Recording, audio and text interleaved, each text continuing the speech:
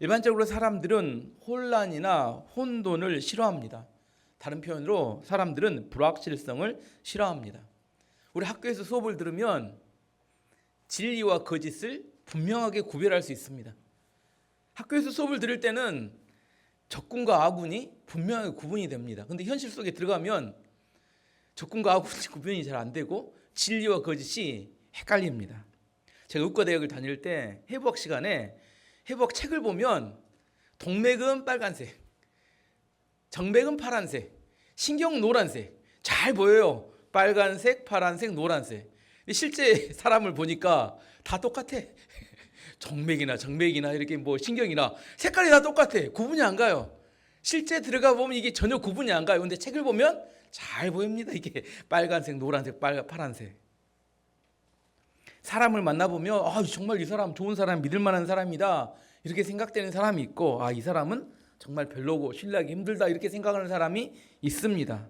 근데 시간이 지나서 보면 그렇게 믿을 만했던 사람은 배신을 하고, 이거 아니다고 했던 사람은 신실하게 의리와 믿음을 지키고 있는 걸 보면서 역시 내 눈은 뭐다? 개눈이다. 항상 느끼는 생각이지만 겉모습을 보고 속는구나 이런 생각을 하게 되더라는 겁니다. 하지만 이런 지금 혼란에 대한 이야기인데, 혼란스러운 상황이 결국 꼭 나쁜 것만은 아닙니다. 혼란스러움 속에서 내가 실수할 때 뭘 하냐면 내 판단이 틀릴 때가 많구나 하는 것을 깨닫고 알게 되더라는 겁니다. 혼란이 아니었으면 항상 내가 제일 맞아, 내 말 들어 이렇게 했을 텐데, 우리가 인생을 살다 보면 인생의 시기 중에 두 가지 중요한 혼란의 시기를 경험하게 됩니다. 첫 번째는 사춘기, 두 번째는 갱년기. 사춘기는 어린 아이가 성인이 되는 중간 과정에 나타나는 혼란인데 심각합니다. 갱년기는 성인이 노인이 되는 중간 과정에 나타나는 혼란의 시기인데 그때도 심각합니다. 나이는 숫자에 불과하다고 이야기하는데 실제로 몸에서는 어떤 변화가 나타나요? 호르몬의 변화가 나타나서 운동도 해보고 심리적으로 이겨보기도 하고 별 난리를 치지만 지연시킬 수는 있지만 막을 길은 없습니다. 때가 되면 또 다 나타나게 됩니다. 혼란스럽습니다. 사춘기 때는 그러면 어떻게 해야 돼요? 사춘기 때는 누가 그 사춘기를 받아들여야 돼요?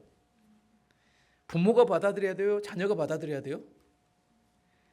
자녀는 호르몬의 변화로 거의 미친 사람이 됩니다. 이게 정상이 아니에요.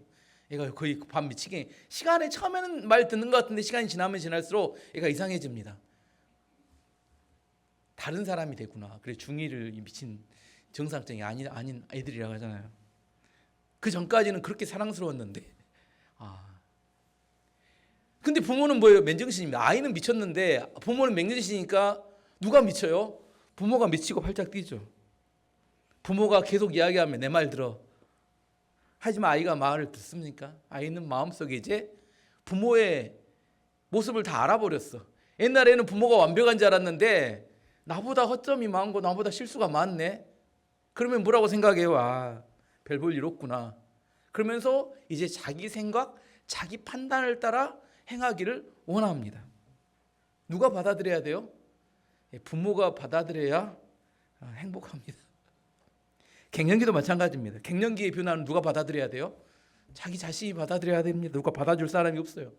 남자는 남성 호르몬이 점점 떨어져 가고 여자는 여성 호르몬이 점점 줄어들어 갑니다. 마음은 뭐예요? 28 청춘입니다. 마음 다 될 것 같아요. 실제 근데 해보면 안 돼요? 안 돼요? 안 됩니다. 직장은 이제 퇴사할 때가 다 됐고 자녀들이 이제 커가지고 이 가정을 떠나가고 집에 혼자 남아서 우울해집니다.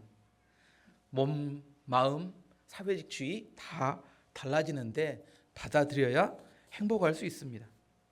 다른 일 들어보면 경제 상황이 나빠지는 걸 불황이라고 합니다. 근데 제가 직장 생활 시작한 지 지난 30년 동안 뉴스는 항상 호황이 한 번도 없었던 것 같아요. 항상 불황입니다. 그리고 뭐요? 실업률은 실직자들은 항상 최고로 많다고 이야기합니다. 그럼 언제 호황은 올까요? 호황은 언제 올까요? 언제 호황이 되어서 우리 직장이 막 돈을 빵빵 잘 벌어가지고 1년에 뭐 연봉을 한 50%씩 딱 올려줘서 다 행복하게 살 수 있을까요? 30년을 지내보니까 한 번도 그러지 않습니다. 직장이 잘 벌어도 안 주는 것이 그건 잘 모르겠어요. 하지만 호황은 한 번도 없었던 것 같아요. 그래서 제가 깨달은 것은 불황이나 호황은 따로 존재하는 게 아니구나. 시대가 변화되어져 갈 때 시대를 따라가지 못하면 손님이 떨어지니까 어떤 사람은 불황이라고 느끼고, 시대를 선도하는 어떤 그런 사업을 하는 사람들은 손님이 많이 오니까 불황이라고, 호황이라고 느끼는 거구나. 불황이 있고 호황이 있는 게 아니라 어떤 사람이 어떻게 느낀지에 따라 달라지는구나. 코로나 때 예를 들어볼게요. 코로나 때 많은 자영업자들이 폐업을 했습니다. 근데 그때 배달하는 이렇게 피자집, 치킨집은 몇 년간 벌었던 돈을 1년에 다 벌었다는 이야기를 들었어요. 몇 년 적자 났는데 그 코로나 기간에 다 메꾸고 더 큰 부자가 됐다는 이야기 들었습니다. 코로나 기간에 가장 호황이었던 사업이 뭔지 아세요? 컨테이너 운반하는 운송업이었다고 합니다. 3년 코로나 기간에 60년치를 다 벌었대요. 그때 그 운임이 엄청 올라가는 통에 60년치를 3년에 다 벌었다고 합니다. 우리나라 그 H&M이나 이런 그런 운송회사들이. 그래서 그때 벌었던 돈으로 지금 뭘 사냐면 배를 산대요. 그래서 우리나라에 뭐가 지금 호황이에요? 조선업이 엄청 호황인 이유가 전 세계에서 그때 3년 동안 벌었던 돈으로 지금 엄청나게 많은 배를 사고 있는데, 우리나라의 조선업은 초호황인데 광주, 경기는 왜 이럴까요? 잘 생각해 보세요. 조선업은 초호황인데 우리하고는 아무 상관이 없는 이야기입니다. 어떤 사람은 호황인데 어떤 사람은 불황이다니까요. 이게 같은 시기에 전혀 다른 일이 나타나요. 무슨 의미냐면, 혼란의 때는 혼란 속에서 잘 준비하는 사람에게는 엄청난 기회가 되지만, 혼란을 준비하지 못한 사람에게는 그때는 어렵고 힘든 시기가 될 수 있다는 의미입니다. 오늘 본문으로 돌아가 보면, 본문은 이스라엘의 대혼란 시대가 맞이했어요. 여호수아가 가나안 땅에 들어와서 정복한 지 300년 동안을 사사시대라고 합니다. 사사시대에는 혼란의 시대였어요. 4가지 사이클이 돌아갔죠. 타락하고 난 다음에, 그 다음에 심판이 있었고, 심판 다음에 회개 있고 난 다음에 회복이 있는, 이것이 계속 돌아가면서 그 약간의 혼란이, 큰 혼란이 약간의 혼란입니다. 그때는 또 힘들었지만, 그때는 약간의 혼란이라고 이야기한 이유는 뭐냐면, 그래도 혼란이 있었지만 실로에는 성막이 있었고, 성막 안에는 언약궤가 그곳 안에 300년이 있으며 지키면서 이스라엘 백성 12지파가 그대로 유지되는 시대였습니다. 근데 혼란의 시작은 뭐였냐면, 지난주 설교했던 것처럼 아벡 전투에서, 블레셋과 이스라엘 전투에서 누가 이겼어요? 블레셋이 이기면서 뭘 뺏어가 버렸어요? 언약궤를 빼앗아가 버렸습니다.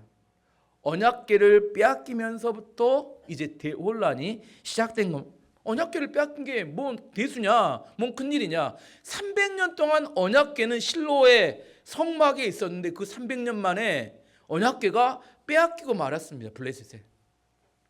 작은 일처럼 보이지만 절대 일어나면 안 될 일이 발생했을 때 그것이 어떤 큰 변화의 시작점이라는 것을 이해하고 알아야 합니다. 작은 변화지만 언약궤를 뺏긴 것만의 의미가 아닙니다. 요즘 이야기로 한번 들어보면, 미국의 트럼프 대통령이 전 세계를 향해서 관세를 엄청나게 세게 부과하기 시작했습니다. 작은 변화 같지만 엄청난 큰 변화의 시작입니다. 지난 100년 동안 전 세계는 자유무역과 세계화라는 기치 아래 전 세계가 지구촌이라는 이름으로 하나 되는 쪽으로 점점 움직였는데, 이게 정반대의 일이 시작된 겁니다. 왜 그랬냐면, 미국이 엄청나게 많은 돈을 빌려서 부채가 많아지니까 미국의 국력이 점점 쇠락해가고 빚을 못 갚을 것 같으니까 관세를 때려서 이제 많은 사람들에게, 많은 나라에서 돈을 걷는 겁니다.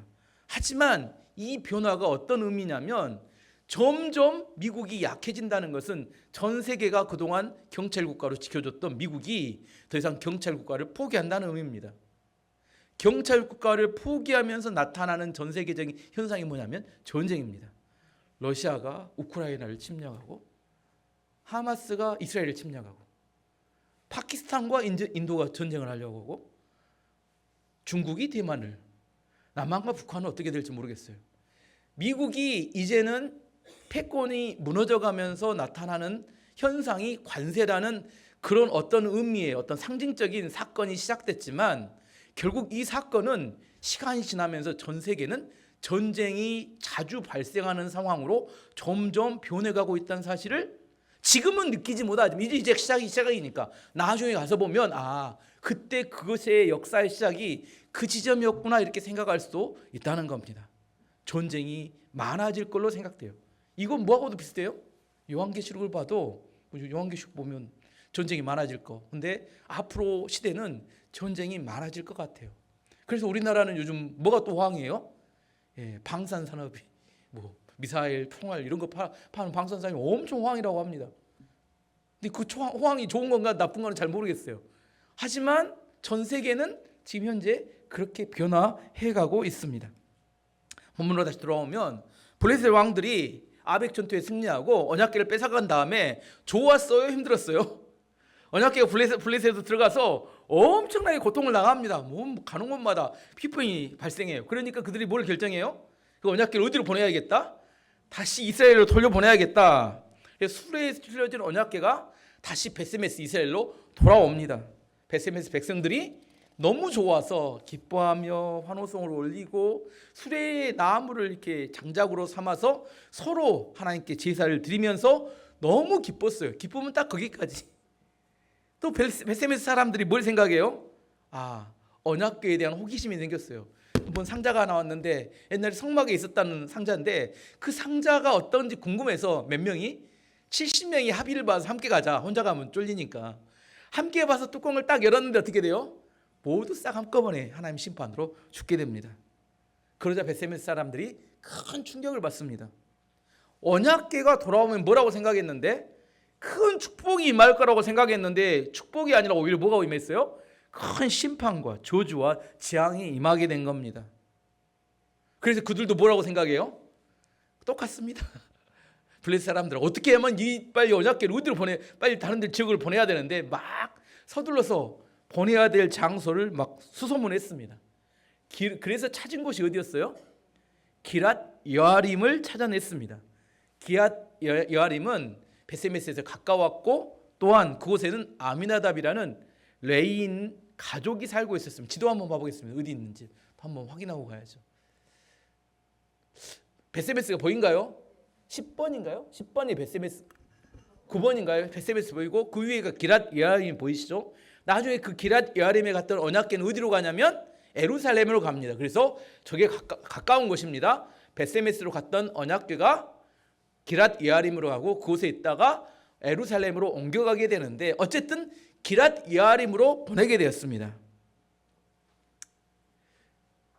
근데 여기서 한 가지 질문이 있죠. 질문이. 왜 이들은 원래 성막이 있었던 실로로 보내지 않고 기랏 여아림으로 이들은 언약궤를 보내기로 했을까? 왜 그랬을까요? 2절 말씀 먼저 한번 읽어보고 그 이유를 한번 설명해 보도록 하겠습니다. 2절 말씀 보시면 여호와께는 기랏 여아림에 오랫동안 머물러 있었습니다. 머무른 기간이 20년이었습니다. 이스라엘 백성은 다시 여호와를 따르기 시작했습니다. 기랏 여아림에 언약궤가 머물렀던 기간이 몇 년이었다고요? 20년이었습니다. 원래는 실제로는 70년을 머물게 됩니다. 실제로는 몇 년 머물렀다고요? 70년인데 오늘 성경 기록은 20년이라고 했어요. 70년을 계산해 주면 이렇습니다. 기랏 여아림에 있던 언약궤가 예루살렘으로 누가 옮겨갑니까? 여러분 유명한 장면 아시죠? 다윗이 바지가 벗겨지면서 이렇게 언약궤를 옮겼던 그때가 언제? 그때까지 이 기랏 여아림에 머물러 있었어요. 그 시간이 어떤 시간이냐면 엘리 대제사장이 죽고 난 다음에 사무엘이 다시 성장에 사역할 때까지 한 20년 정도 걸리고 그리고 사울 왕이 통치했던 기간이 한 40년 정도 걸리고 다윗이 나라를 통치하면서 언약궤를 옮길 때까지 한 10년 정도 걸려서 한 70년 정도 시간이 걸렸습니다. 아시겠죠? 이제 자세히 설명을 안 하지만 70년 정도 걸렸는데 오늘 성경은 20년이라고 기록하고 있는데 사실 20년은 엘리 대제사장이 죽고 난 다음에 사무엘이 성장할 때까지의 기간을 이야기합니다. 다시 한번 여러 가지 설명이 많은데, 언약궤를 중심으로 가나안을 정복한 다음에 이스라엘 역사를 세 시대로 구분할 수 있습니다. 질문에 나와 있죠. 세 시대로. 언약궤를 중심으로. 첫 번째 어떤 시대냐면 실로 시대. 실로 시대란 300년 만에, 실로 시대는 어떤 시대를 이야기할까요? 사사기 시대를 말합니다. 실로에 여호수아가 언약궤, 실로 가나안을 정복한 다음에 언약궤가 어디 머물러 있었어요? 실로에 머물렀었는데, 그것이 언제까지? 블레셋 뺏기기 전까지 300년 동안 실로에 머물러 있었던 실로 시대가 있었고, 그 다음 70년을 어디에 머물렀다고요? 기랏 여아림에 70년이 머물게 됩니다. 그리고 난 다음에 그 기랏 여아림에 머물렀던 언약궤가 어디로 이동해 가요?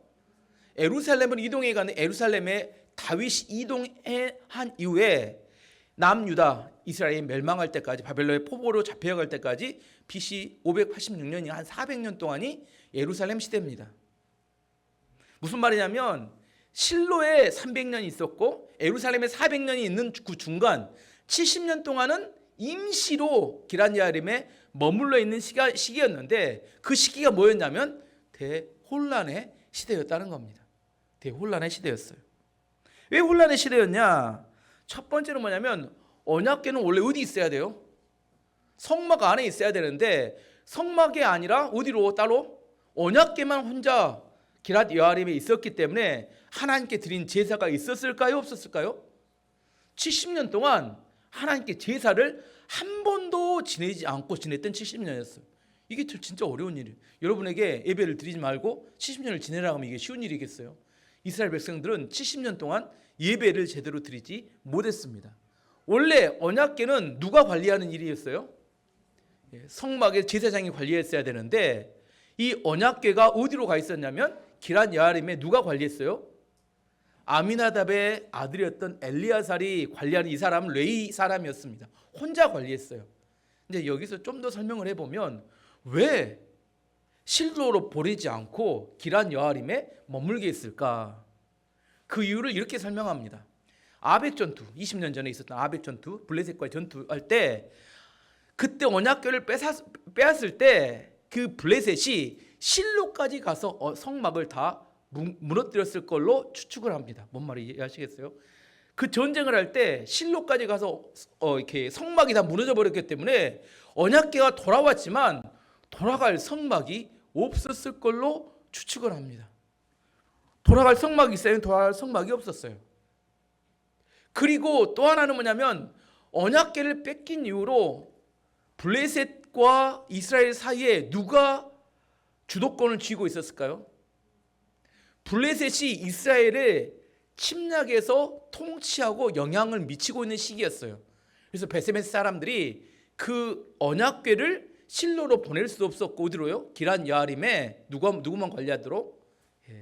레인 한 명만 관리하도록 그쪽으로 보내놨습니다. 예배를 모여서 드릴 수 있었을까요? 없었을까요? 왜 없었냐면 그 예배를 드리게 되면 블레셋 사람들이 그들에 대해서 공격에 들어올 수 있기 때문에 블레셋의 눈치를 보느라 그들 함께 모여서 예배를 드릴 수 없는 상황이었다는 겁니다. 여기까지 어렵지만 여기까지 쫓아왔으니까 이제 정리해 보도록 하겠습니다. 언약궤가 이스라엘로 돌아왔지만 유명무실하게 예배를 드릴 수 없는 그런 혼란의 시대였다는 겁니다. 설교 처음으로 다시 돌아가서 사람들은 혼란을 좋아할까요? 싫어할까요? 싫어합니다. 하지만 혼란의 때는 어떤 때냐면, 혼란의 때는 세상의 주도권이 바뀌는 때입니다. 혼란의 때는 부자가 바뀌는 때예요. 혼란의 때는 지도자가 바뀌는 때입니다. 혼란의 때가 없으면 부자는 계속 부자로 살고 가난한 사람은 계속 가난하게 살아요. 근데 혼란이 찾아오면 이제 부자가 가난하게 되고 가난한 사람이 부자가 됩니다. 세상적인 이런 변화보다 더 중요한 변화는, 혼란의 때는 하나님이 강력하게 역사하는 때라는 겁니다. 70년의 혼란기 동안 무슨 일이 발생하냐면 엘리 대제사장이라는 지도자가 죽고 사무엘이라는 새로운 지도자가 세워지는 시간이었고, 사사기의 긴 혼란의 역사가 끝이 나고 다윗의 새로운 왕국이 준비되는 그런 시간이었어요. 뭐가 필요해요? 혼란을 통해서 다시 제 질서가 잡히는 시간이 필요했다는 겁니다. 그러면 아까 2절 말씀, 개역 개정판으로 2절 말씀 다시 읽어보면 재밌는 표현이 나옵니다. 2절을 다시 읽어보면 괴가 기랏 여아림에 들어간 날부터 20년 동안 오래 있는지라 이스라엘 온 족속이 여호와를 사모하니라. 재밌는 표현이 이스라엘 온 족속이 여호와를 어떻게 했다고요? 사모했다. 원래 사사시대는 이스라엘 백성 여호와를 사모해요 자기 생각대로 살았습니까? 갑자기 이런 변화가 왜 나타났을까요? 자기 마음대로 살던 사람들이 갑자기 이들이 확 바뀌어가지고 온 이스라엘 백성들이 여호와를 사모하니라. 20년 동안 무슨 일이 있었을까? 뭔가 일이 있었으니까 이렇게 바뀌지 사람이 갑자기 바뀔까요? 그렇지 않죠. 이 20년 기간 동안 어떤 일이 있었냐면 사무엘이 블레셋 사람들의 눈을 피해서 그는 하나님의 음성을 듣는 사람이었기 때문에 이스라엘 백성들 곳곳에 돌아다니면서 각지마다 돌아다니면서 그들에게 하나님의 말씀을 가르치고 선포하고 하나님의 말씀을 따르도록 말씀을 전하는 그런 시간이 20년이었을 걸로 생각합니다. 그래서 20년이 지나고 보니까 혼란스러웠어요. 다 망했다고 생각했는데 그 안에서 누가 사역하고 있었어요? 사무엘이 열심히 사역하고 있었고 이스라엘 백성들의 마음이 그 혼란 시기 동안 점점 하나님을 향해서 움직이고 있었다는 겁니다. 하나님의 말씀을 들으면 사람들이 변화하게 됩니다. 디모데후서 3장 16절 17절 말씀 보시면 모든 성경은 하나님의 감동으로 된 것으로 교훈과 책망과 바르게 함과 의로 교육하기에 유익하니 이는 하나님의 사람으로 온전하게 하며 모든 선한 일을 행할 능력을 갖추게 하려 함이라. 사람이 어떻게 하면 구원받을 능력이 생겨요? 뭘 들으면? 하나님의 말씀을 들으면 생깁니다. 히브리서 4장 12절 말씀도 이렇습니다.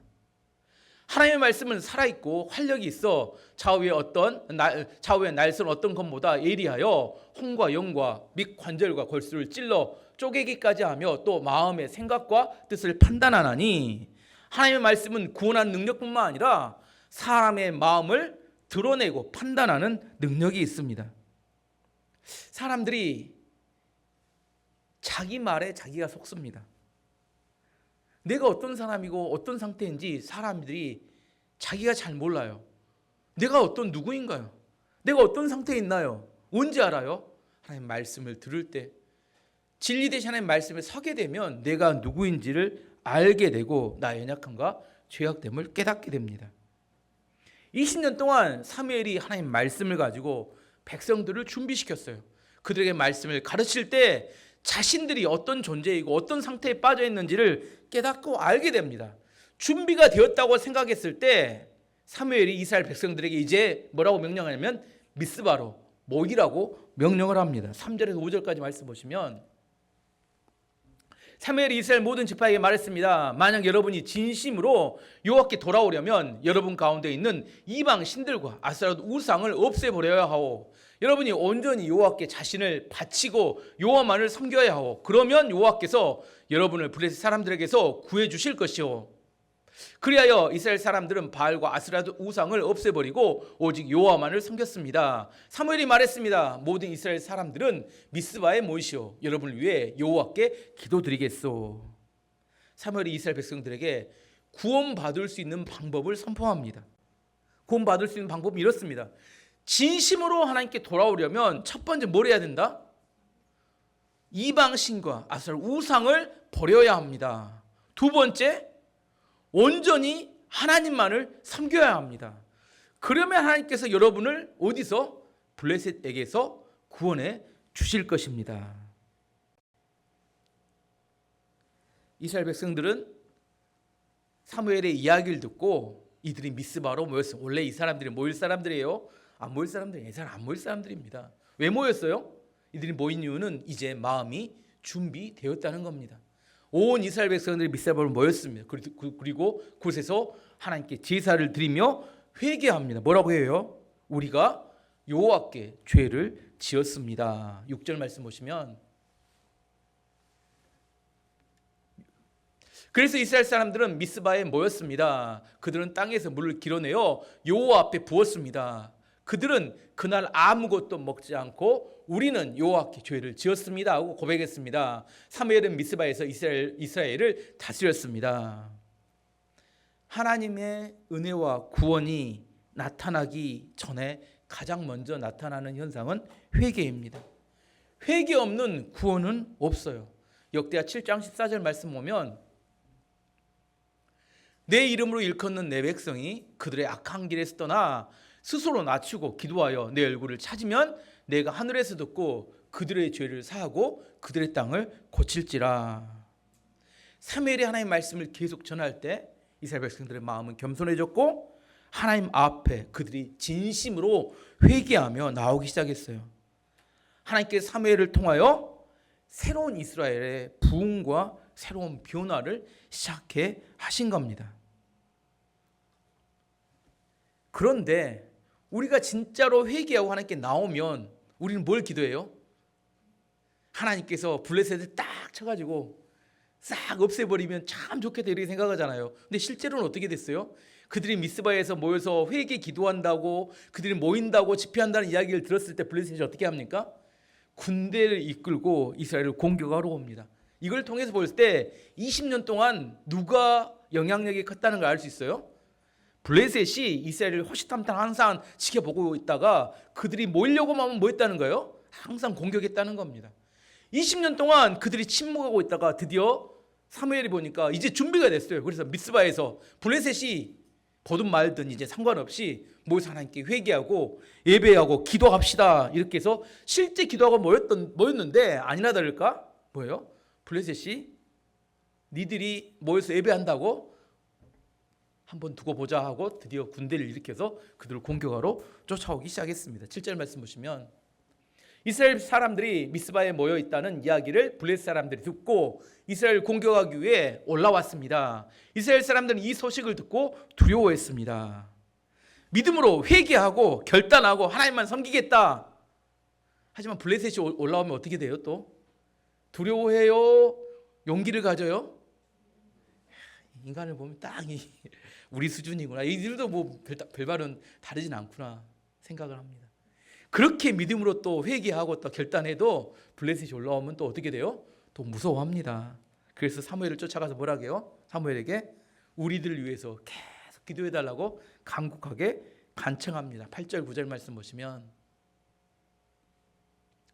8절 9절 보시면 이스라엘 사람들이 사무엘에게 말했습니다. 우리를 위해 여호와께 기도드리는 일을 멈추지 마시오. 우리를 블레셋 사람에게서 구해달라고 하시오. 사무엘은 어린 양을 가져다가 여호와께 통째로 태워드리는 제물인 번제물로 바쳤습니다. 사무엘은 이스라엘을 위하여 여호와께 부르짖었습니다. 여호와께서는 사무엘의 기도를 들어주셨습니다. 사무엘은 백성들의 간청을 듣고 뭐예요? 어린 양을 하나님께 바치며 예배하였고 백성들을 위해서 간절히 기도하였습니다. 그때 하나님께 누구의 기도를 들어주셨다고요? 사무엘의 기도를 들어주셨고 사무엘이 번제를 드리는 동안에 하나님께서 블레셋을 치셨습니다. 10절 11절 말씀 보시면 사무엘이 태워드리는 번제물인 번제물을 바치고 있는 동안에 또 이게 중요합니다. 블레셋 사람들은 점점 가까이 왔습니다. 그들은 이스라엘을 공격했습니다. 그날에 여호와께서는 블레셋 사람들을 향하여 큰 천둥 소리를 내셨습니다. 블레셋 사람들이 그 소리를 듣고 놀라 크게 당황했습니다. 그래서 이스라엘 사람들은 블레셋 사람들과 싸워 이겼습니다. 이스라엘 사람들이 미스바에서 달려나가 블레셋 사람들의 뒤를 쫓았습니다. 이스라엘 사람들은 백갈까지 뒤쫓으면서 블레셋 사람들을 죽였습니다. 하나님께서 무엇을 동원해서 블레셋 사람들을 치셨습니까? 무엇을 동원했어요? 큰 천둥 소리. 하나님께 쓰시는 무기는 참 다양하신 것 같아요. 어쩔 때는 여리고성을 돌아가다가 어떨 때는 매복하시잖아요. 매복하라 하잖아요. 어떨 때는 이번에 보니까 우박으로 이렇게 때릴 때도 있고, 예. 어떨 때는 큰 천둥 소리로. 하나님 쓰시는 방법이 똑같아요, 달라요? 사람들 어떤 일만 있으면 뺑뺑 도는 사람들도 있어요. 어떤 게 무조건 40일 여리고 작전이요. 뭐 이렇게 하나님이 쓰시는 방법은 여러 가지인데 항상 여리고만 씁니다. 뭐 1년 내내 여리고만 해요. 근데 하나님이 쓰시는 방법은 정말 다양합니다. 하나님이 어떤 방법을 쓰라고 할지 어떻게 합니까? 우리 잘 몰라요. 근데 하나님 이번에 쓰시는 방법은 뭐였어요? 큰 천둥 소리였어요. 저도 잘 몰라요. 왜 천둥 소리가 어떻게 들렸는지. 하지만 블레셋 사람들은 뭐 하지 않았어요? 천둥 소리가 들릴 거라고는 전혀 예상하지 않았던 걸로 생각됩니다. 얘들이 뺑뺑 돌까? 숨어 있을까? 뭐 다양한 생각을 할 수 있는데 뭐는 생각 안 했어요? 큰 천둥 소리가 날 거라고는 생각 안 했는데 천둥 소리가 나니까 어떻게 돼요?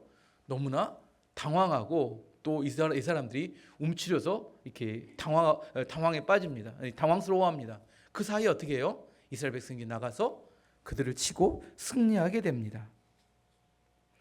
이 20년 전에 쳤죠. 20년 만에 이 승리는 이스라엘 백성들에게는 너무나 큰 의미가 있는 승리였어요. 첫 번째는 하나님이 자신들과 함께 하신다는 확신이 드는 승리였어요. 한 번의 승리였지만, 두 번째는 이제 더 이상 블레셋의 압제 아래 살지 않아도 된다는 그런 확신을 얻었습니다. 지금까지 이야기한 것이 뭐냐면 이것을 미스바의 부흥이라고 합니다. 뭐라고요? 미스바의 부흥. 미스바의 부흥은 매우 중요한 부흥이었습니다. 근데 미스바의 부흥은 하루 저녁 우리가 오늘 저녁에 회개하기 위해서 모입시다 해서 한 번의 회개의 사건인가요? 아니면 20년 동안 꾸준히 준비되어 왔던 그런 부흥의 사건이었나요? 사무엘이 뭐예요? 20년 동안 기다리면서 뭐예요? 말씀을 전합니다.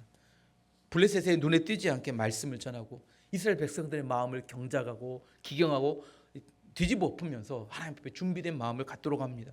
그리고 때가 되어서 미스바에 모여서 그들이 하나님께 결단하고 회개합니다. 금식하면서 회개합니다.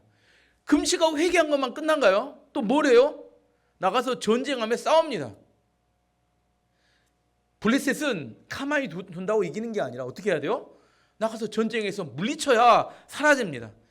우리가 미스바 부흥을 위해서 기도합시다 하면 저녁에 하룻밤 기도하면 세상 모든 문제가 다 해결된다고 생각하는 그렇게 생각하는 사람들도 있습니다. 하지만 하룻밤에 모여서 예배하고 기도한다고 바뀌는 사건이 미스바의 부흥이 아니라 20년 동안 오랫동안 준비해왔고 또 그들이 마지막에 블레셋과의 전쟁에서 그들을 물리치면서 얻었던 실제적인 승리가 포함되어 있는 전체적인 이야기라는 겁니다. 결과보다 훨씬 중요한 것이 과정이에요. 이런 과정이 없으면 우리가 한 번 승리했다 해도 그 승리가 진짜 승리가 되지 못합니다. 과정이 없는 승리는 또다시 원래로 돌아가서 패배하고 맙니다. 기적 같은 일로 내 삶이 변화가 되잖아요. 과정이 없이. 그러면 그 과정이 없기 때문에 또다시 원래 모습으로 돌아가서 내가 또 패배자의 자리에 서게 됩니다. 오늘 내가 비록 패배했을지라도 중요한 과정을 만들어 가고 있다면 언젠가 우리는 승리하게 됩니다. 아무런 대가를 지불하지 않고 좋은 결과만을 얻으려고 한다는 것은 그건 욕심입니다. 하나님께서 뭘 원하실까요? 우리 진심으로 원하십니다. 진짜 우리의 마음을 가지고 회개하기를 원하십니다. 항상 물어보죠. 이게 시계가 명품인지 가짜인지 알려면 어떻게 하면 알아요? 어디 넣어보면 알아요? 물속에 넣어보면 압니다. 마찬가지예요. 우리의 마음에 진심인지 아닌지는 혼란의 때가 와보면 알 수 있습니다. 혼란의 시기는 우리가 누구인지 내 마음이 무엇을 향하고 있는지를 발견하는 그런 때입니다. 오늘 말씀의 결론입니다. 기랏 여아림의 시대는 대혼란의 시대였어요.